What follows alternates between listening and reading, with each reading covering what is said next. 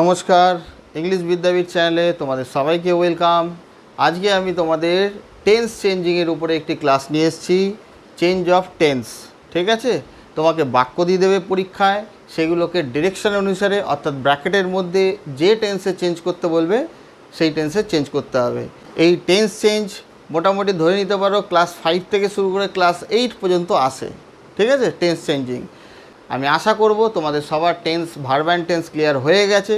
যদি কারোর verb and tense clear না থেকে থাকে তারা প্লে লিস্টে যাও, সেখানে দেখো গ্রামারে যা যা টপিক আছে সমস্ত কিছু পরপর ওখানে সাজিয়ে রেখেছি। তো প্রথমে তো ভার্ব অ্যান্ড টেন্স অবশ্যই দেখবে, আর যাদের যে প্রয়োজন অনুসারে তারা দেখতে পারো। ঠিক আছে, কারণ আমি তো বলেই থাকি ভার্ব অ্যান্ড টেন্স যার ক্লিয়ার নেই তার কিন্তু গ্রামারের প্রায় সব রাস্তাই বন্ধ। ঠিক আছে, তবুও যাদের ন্যূনতম ধারণাও আছে ভার্ব অ্যান্ড টেন্সে তারা এই ক্লাসটা খুব ভালোভাবে বুঝতে পারবে। সকলকে আমি বোঝানোর চেষ্টা করছি। তো চলো শুরু করা যাক।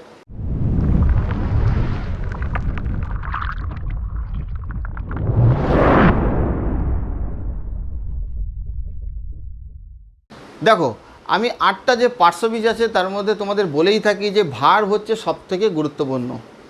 ভার্ব বলতে ফাইনাইট ভার্ব। ফাইনাইট ভার্ব কাকে বলে শিখিয়েছি? ভার্ব আবার দু প্রকারের। দেখো, ভার্ব তো basic be verb, do verb, have verb আছে। বি মানে নিজে হওয়া, ডু মানে কিছু করা বোঝায়, হ্যাভ মানে অধিকারে আছে বোঝায়। এই তিনটে ভার্ব বিভিন্ন রূপে ব্যবহৃত হয়। যখন এই তিনটে ভার্বের যে কোনো যেটা আমার প্রয়োজন, এই তিনটে ভার্বের ফর্মগুলো তো জানতেই হবে। Present form, past form, past participle form, present participle form. এই ফর্মগুলো যখন টেন্স গঠনের কাজে অ্যাপ্লাই করা হয় তখনই তাকে ফাইনাইট ভার্ব বলে। অর্থাৎ যে ভার্ব টেন্সের গঠনে থাকবে তাকে ফাইনাইট ভার্ব বলে, আর যে ভার্ব টেন্সের গঠনে থাকবে না তখন তাকে নন ফাইনাইট ভার্ব বলে। এটা সহজে আমি বলেই থাকি তোমাদের। তো এই be verb, do verb, have verb বিভিন্ন রূপে ব্যবহৃত হয়। ঠিক আছে, যখন সাহায্যকারী ক্রিয়া রূপে ব্যবহৃত হয় মানে টেন্স নির্ধারণে হেল্প করে তখন তাকে হেল্পিং ভার্ব বলা হয়। ভার্ব আবার দু প্রকারের, হেল্পিং বা অক্সিলারি বলে, আর একটা হচ্ছে মেইন বা প্রিন্সিপাল। মেইন বা প্রিন্সিপাল নিজের মানে নিয়ে বসে। পাশাপাশি মোটামুটি দুটো ভার্ব থাকলে শিখিয়েছি তোমাদের, বলে থাকি আমি এটা। আগেরটা অক্সিলারি, পরেরটা প্রিন্সিপাল ভার্ব। অক্সিলারি ভার্ব থাকলো মানে তোমাকে আরও হেল্প করে দেবে টেন্সটা নির্ধারণ করতে। ঠিক আছে, তো এরকমভাবে এই তিনটে ভার্ব এর কার্য অনুসারে এর ক্লাসিফিকেশন করা হয়। এই তিনটে ভার্বের উপরেই কিন্তু সব, সে ফাইনাইট নন ফাইনাইট হোক, অক্সিলারি প্রিন্সিপাল হোক, ট্রানজিটিভ ইনট্রানজিটিভ হোক, যে কোনো কিছু হোক। ঠিক আছে, তো এই ভার্বগুলোই যখন টেন্সের কাজে ব্যবহার করা হয় ভার্বের ফর্মগুলোকে, তখনই তাকে ফাইনাইট ভার্ব বলা হয়। তো টেন্স তো তোমরা জানো, তিনটে যে টেন্স আছে, তিনটে টেন্সের চারটে প্রকার ভেদ, তিনটে টেন্সের চারটে ভাগ। অর্থাৎ ইনডেফিনাইট বা সিম্পল বলতে পারো, কন্টিনিউয়াস, পারফেক্ট আর একটা পারফেক্ট কন্টিনিউয়াস। এই তিনটে টেন্সেরই চারটে করে ভাগ, 3 4 12টা টোটাল। ঠিক আছে, তো চলো দেখি এখানে তিনটে প্রশ্ন দিয়েছি, কিভাবে আমরা সলভ করব দেখি।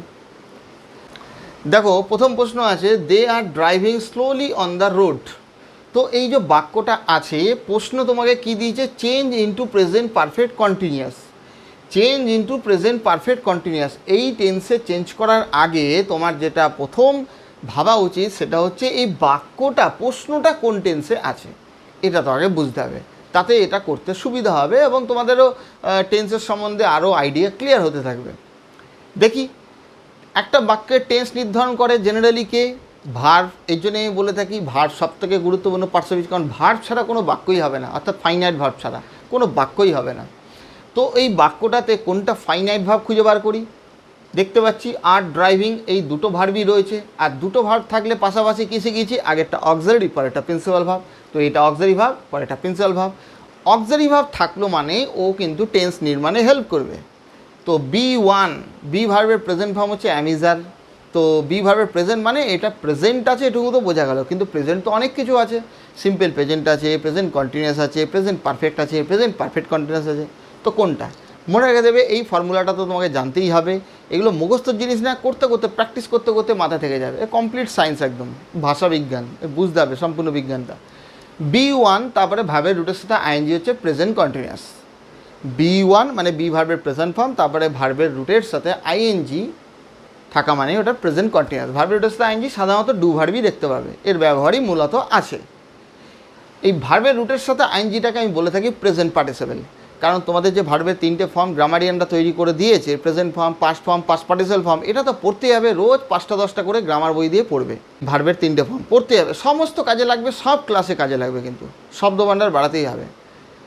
কিন্তু গ্রামারিয়ানরা প্রেজেন্ট পার্টিসিপেল পুরোপুরি তো লিখিতভাবে তো দেয়নি, কিন্তু প্রেজেন্ট পার্টিসিপেল তৈরি করার উপায় আমাদের বলে দিয়েছে। কি? ভার্বের রুটের সাথে আইএনজি। কোন ভার্ব? যে ভার্ব আমার দরকার। ডু ভার্ব হলে ডু, হ্যাভ হলে হ্যাভ স্বয়ং, বি হলে বি স্বয়ং, এগুলো রুট। এর সাথে আইএনজি বসালে এটা প্রেজেন্ট পার্টিসিপেল ফর্ম হয়। ঠিক আছে? তো মনে রাখবে কন্টিনিউয়াসের যে কোনো কন্টিনিউয়াস হোক, এটা খুবই সহজ বুদ্ধি, কোনো গ্রামার বইতে পাবে না, ভালো করে বুঝে নাও। যে কোনো কন্টিনিউয়াস হোক, সে প্রেজেন্ট কন্টিনিউয়াস হোক, পাস্ট কন্টিনিউয়াস হোক, ফিউচার কন্টিনিউয়াস হোক, পারফেক্ট কন্টিনিউয়াস হোক, যে কোনো perfect, present perfect continuous, past perfect continuous, future perfect continuous, যে কোনো কন্টিনিউয়াসে ভার্বের রুটের সাথে আইএনজি কমন, মানে present participle common. Present participle গঠন বললাম, ভার্বের রুটের সাথে আইএনজি এ কমন। ঠিক আছে? ভার্বের রুটের সাথে আইএনজি কমন মানে ওটা বসেই, প্রিন্সিপাল ভার্ব রূপে বসে। পাশাপাশি দুটো ভাব থাকলে আগেরটা অক্সিলারি পার্টে প্রিন্সিপাল, তো ওটা প্রিন্সিপাল রূপে বসে মানে ওর আগে কিছু অক্সিলারি ভাব বসবে। মনে রাখবে এমনি যে কন্টিনিউয়াসের সিরিজটা আছে, present continuous, past continuous, future continuous, এখানে বি ভার্ব অক্সিলারি রূপে ব্যবহৃত হয়। বি ভার্বের প্রেজেন্ট ফর্ম আর তারপরে প্রেজেন্ট পার্টিসিপেল থাকলে প্রেজেন্ট কন্টিনিউয়াস। বি ভার্বের পাস্ট ফর্ম তারপরে প্রেজেন্ট পার্টিসিপেল মানে ভার্বের রুটের সাথে আইএনজি থাকলে পাস্ট কন্টিনিউয়াস। বি ভার্বের ফিউচার ফর্ম তারপরে ভার্বের রুটের সাথে আইএনজি থাকলে ফিউচার কন্টিনিউয়াস। তুমি লক্ষ্য করছো তোমরা যে অক্সিলারি ভার্ব টেন্স নির্মাণ করছে, ভার্বের রুটের সাথে আইএনজি প্রত্যেকটাতেই আছে, মানে প্রেজেন্ট পার্টিসিপেল কমন। তার আগে অক্সিলারি ভার্বের খেলা কিনা।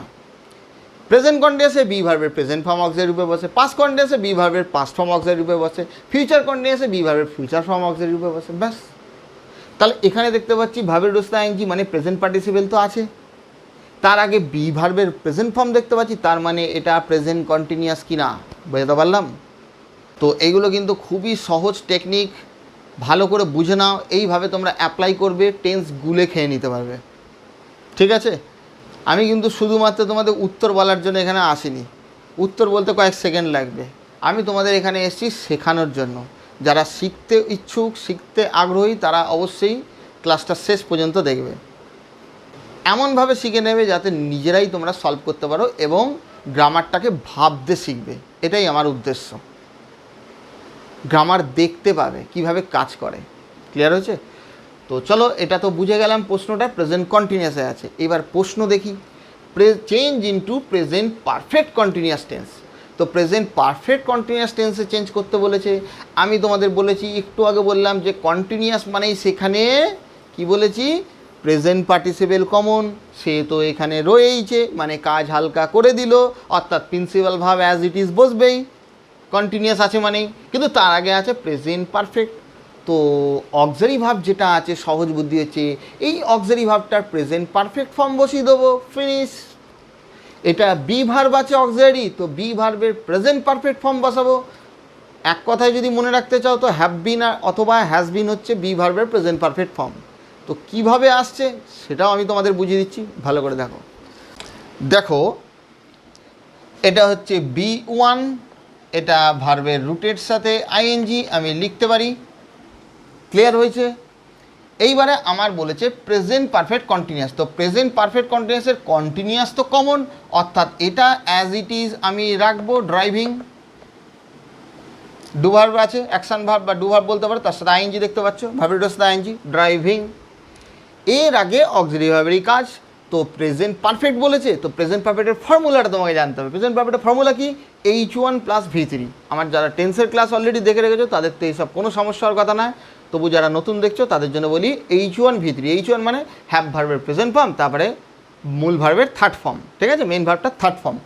তো H1 V3-তে যে আসবে, এই যে লিখে রাখছি H1 V3, তো বসাই। H1 বলতে হ্যাভ অথবা হ্যাজ, সাবজেক্ট অনুসারে ডিপেন্ড করবে, হ্যাভ না হ্যাজ হবে। সাবজেক্ট দেখতে পাচ্ছি, সাবজেক্ট ভাবে এগ্রিমেন্ট বলে এগুলো। সাবজেক্ট দে দেখতে পাচ্ছি, তো দে বসাই, দে। দে এর পরে হ্যাভ না হ্যাজ হবে বলো? নিশ্চয়ই হ্যাভ হবে, সবাই জানো এটা, কারণ দে বহু বচন। ব্যাস হয়ে গেল, দে হ্যাভ। তারপরে V3, তো এই যে ভার্বটা রয়েছে এর থার্ড ফর্ম, মানে মূল ভার্বের মেইন ভার্বের থার্ড ফর্ম বসাতে হবে।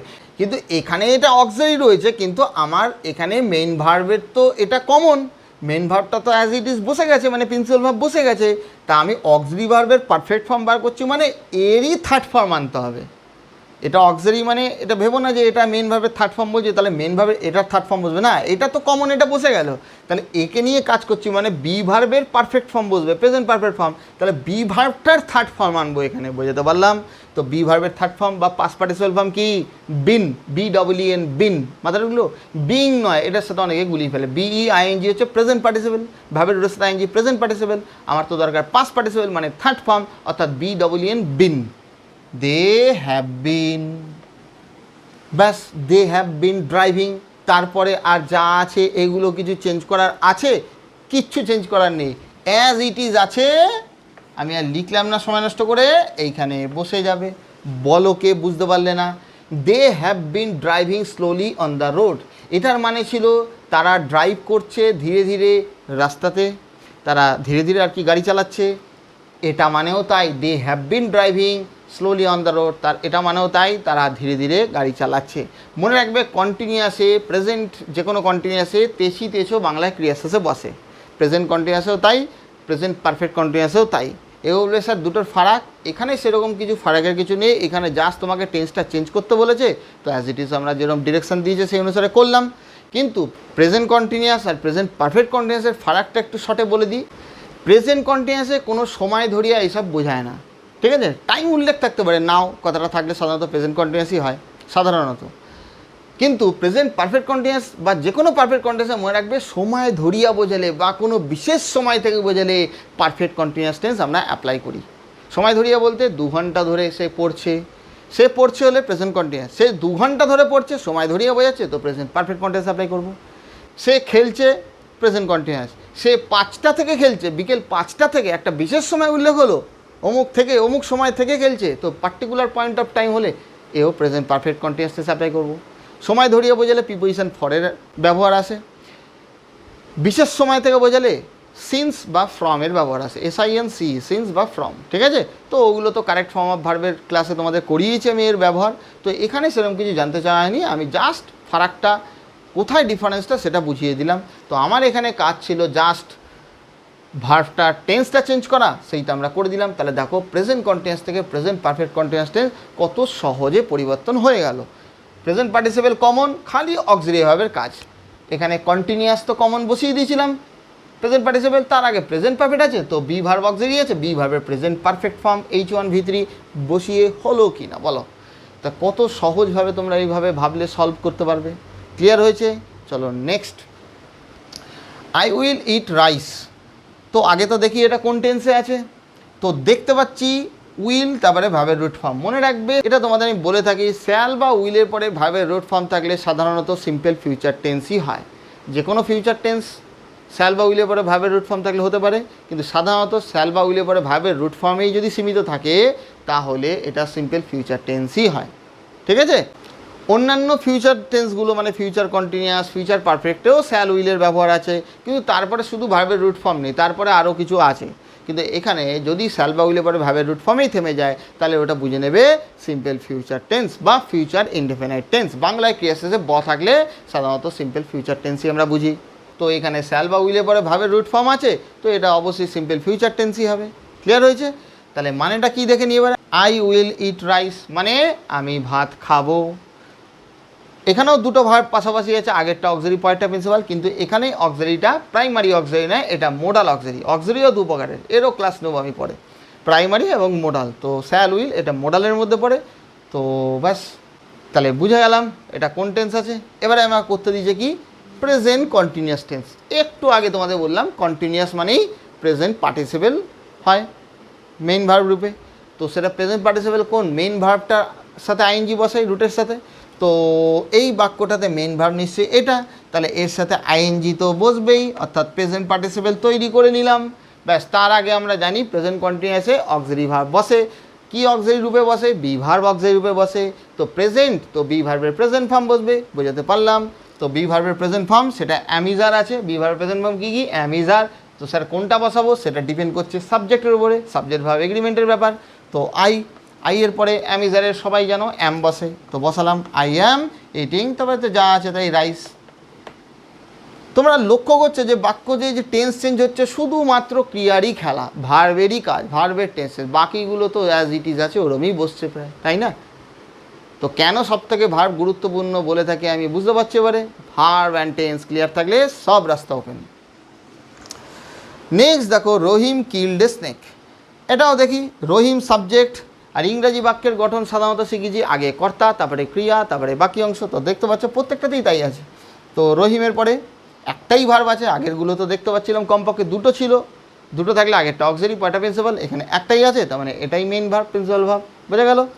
তো কিল্ড এটা V2 ধরে নেব, সিম্পল পাস্ট টেন্সে আছে। V2 মানে ভার্বের পাস্ট ফর্ম, বি অথবা ডু অথবা হ্যাভ ভার্বের পাস্ট ফর্ম বসলে সিম্পল পাস্ট টেন্স হয় বা পাস্ট ইনডেফিনাইট টেন্স হয়, ঠিক আছে। এবারে তোমাদের অনেকের প্রশ্ন হতে পারে, স্যার কিলের তিনটে ফর্ম, কিল, কিল্ড, কিল্ড মানে ইডি যুক্ত তো পাস্ট পার্টিসিপেলও হয়, মানে থার্ড ফর্মও হয়, পাস্ট পার্টিসিপেলকে থার্ড ফর্ম বলে। তাহলে এটাকে কেন থার্ড ফর্ম ধরতে পারি না, মানে V3 কেন ধরতে পারি না, এটারও বলে দিই। আমি আগেও হয়তো বলেছি, মনে রাখবে শুধু পাস্ট পার্টিসিপেল, মানে পাস্ট পার্টিসিপেল একা কখনো কোনো ফাইনাইট ভার্ব গঠন করতে পারে না, মানে একা টেন্সের গঠনের ভার্ব গঠন করতে পারে না পাস্ট পার্টিসিপেল। তাহলে কিভাবে গঠন করতে পারে, আগে অক্সিলারি ভার্ব যদি নেয়, অক্সিলারি ভার্ব হ্যাভ অক্সিলারি রূপে বসতে পারে, বি অক্সিলারি রূপে বসতে পারে। হ্যাভ প্রেজেন্ট পারফেক্টে বসে, প্রেজেন্ট পারফেক্টে পাস্ট পার্টিসিপেল কমন হয়, ওখানে হ্যাভ ভার্ব অক্সিলারি রূপে কাজ করে। আর সিম্পল প্রেজেন্ট, সিম্পল পাস্ট বা যে কোনো ইনডেফিনাইটের সিরিজের প্যাসিভ ভয়েস যদি করো, সেখানেও V3 মানে পাস্ট পার্টিসিপেল কমন হয়। ভয়েস চেঞ্জে তোমাদের এটা বলে থাকি। তো পাস্ট পার্টিসিপেল কমন, তার আগে বি ভার্ব ওখানে অক্সিলারি রূপে কাজ করে, ওখানে হ্যাভ ভার্ব নয়।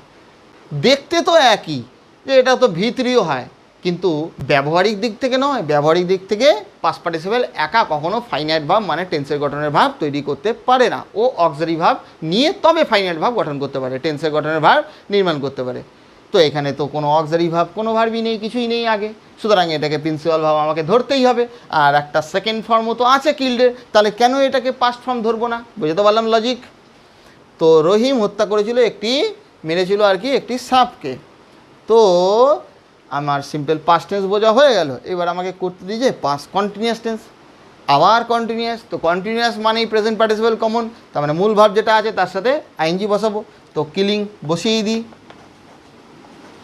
এইগুলো পরে বসিয়ে দিলেই হয়ে যাবে। আগে তো খেলা বুঝতেই পারছো, ক্রিয়ারই কাজ, ক্রিয়াই তো খেলে মেন। তো ভার্বের সাথে আইএনজি হয়ে গেছে, ইডি উঠে যাবে, কিন্তু ভার্বের রুটের সাথে আইএনজি হয়, এটা যেন মাথায় থাকে। কিলিং হয়ে গেল, তার আগে অক্সিলারি ভার্বের কাজ। এবার এখানে বলেছে পাস্ট কন্টিনিউয়াস, তো পাস্ট অক্সিলারি ভার্ব কন্টিনিউয়াসে কী বসে, জেনারেল যে কন্টিনিউয়াসের present continuous, past continuous, future continuous, general যে কন্টিনিউয়াসের সিরিজটা আছে সেখানে বি ভার্ব অক্সিলারি রূপে বসে কি না। তাহলে পাস্ট চেয়েছে, তাহলে পাস্ট কন্টিনিউয়াসে বি ভার্বের পাস্ট ফর্ম বসাবো, হয়ে গেল। এবারে ওয়াজ না ওয়্যার বসাবো, কারণ বি ভার্বের পাস্ট ফর্ম তো ওয়াজ অথবা ওয়্যার, তো কোনটা বসাবো সেটা ডিপেন্ড করবে সাবজেক্টের উপরে। সাবজেক্ট রহিম থার্ড পারসন সিঙ্গুলার নাম্বার আছে, এক বচন, তার জন্য ওয়াজ এক বচন ভার্ব বসবে, বুঝতে পারলাম। তাহলে লিখি রহিম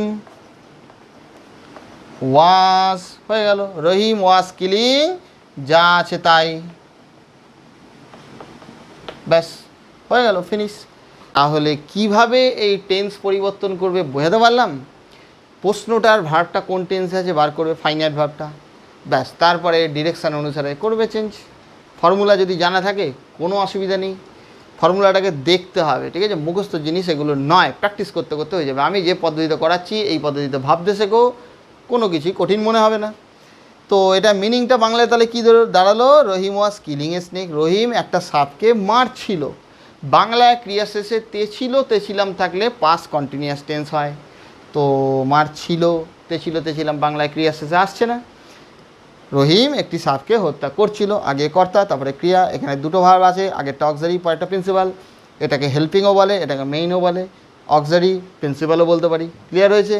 এর আগেরটাতে আই অ্যাম ইটিং রাইস, আমি ভাত খাচ্ছি, বাংলায় ক্রিয়া শেষে তেছো থাকলে বোঝালে প্রেজেন্ট কন্টিনিউয়াস টেন্স হয়। আমি ভাত খাচ্ছি, দেখো খাচ্ছি বা খাইতেছি, তেছো আসছে কি না, ক্লিয়ার হয়েছে। এইভাবে বাংলাটা ভেবে করলেও তোমাদের বুঝতে সুবিধা হবে। বাংলায় ক্রিয়ার শেষে কোন কি হয় এগুলো আমি টেন্সের ক্লাসে অলরেডি শিখিয়েছি, এগুলো আশা করি তোমরা জেনে গেছো।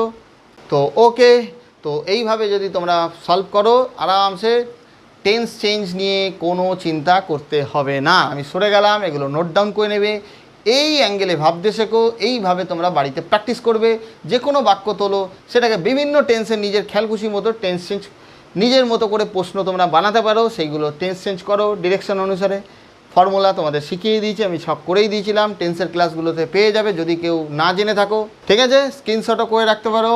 তোমরা যে কোনো ডু ভার্ব করাবে, ঠিক আছে, যে কোনো ডু ভার্ব, অসংখ্য রয়েছে অ্যাকশন ভার্ব বা ডু ভার্ব, যা কিছু আমরা করি সেগুলোই ডু ভার্ব। এই যে আমি দাঁড়িয়ে রয়েছি স্ট্যান্ড, এটাও ডু ভার্ব। আমি কথা বলছি স্পিক, এটাও ডু ভার্ব। এর 3টে ফর্ম জানতে হবে। এই ডু ভার্বের উপরে নিজেরাই বাক্য বানাও, সেইগুলোকেই বিভিন্ন টেন্সে চেঞ্জ করো, একটা ভার্ব দিয়েই কাজ করতে পারবে। একটা স্পিক, এই ভার্বটা দিয়ে তুমি বিভিন্ন টেন্সে অ্যাপ্লাই করতে পারবে বাক্য বানিয়ে। সাবজেক্ট বাকি অংশ তো এ তো কোনো ব্যাপার না, যা খুশি তুমি বসাতেই পারো, কিন্তু মেন হচ্ছে কাজ ক্রিয়ার। এটা তো তোমরা এর গুরুত্ব বুঝতেই পারলে এখানে। যদি কারোর কোথাও বুঝতে অসুবিধা হয়ে থাকে তারা প্রয়োজনে রেকর্ডিংটা বারবার শুনে নেবে, এই সুবিধা তোমাদের কাছে আছে। তারপরেও কমেন্ট করতেই পারো। আশা করি তোমাদের বেশিরভাগ জনকেই বোঝাতে পেরেছি। ওকে, থ্যাংক ইউ, আজকে এই পর্যন্ত রইলো।